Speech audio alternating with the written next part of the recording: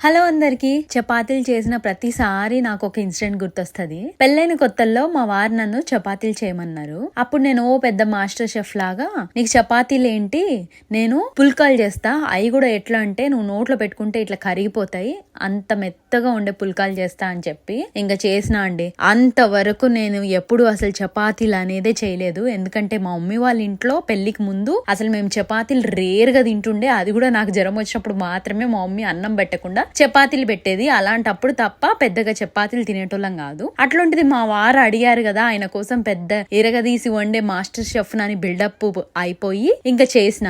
ఎంత ఘోరంగా వచ్చాయంటే గోడ మీద కొట్టే పిడికలు కూడా అంతకంటే మెత్తగానే ఉంటాయి, అంత గట్టిగా వచ్చినాయి ఈ పుల్కాలు. ఇంకా ఆ రోజు తర్వాత నుంచి మా వారు కొన్ని సంవత్సరాల వరకు చపాతీ చేయమని చెప్పి అడగనే లేదు. ఇట్లా నా చరిత్రలో ఎన్నో వంటకాలు ఉన్నాయి, ఎన్నో ప్రయోగాలు ఇట్లా మా వారి మీద చేశాక ఇప్పుడు వంటలు ఒక రకంగా బాగొస్తున్నాయి.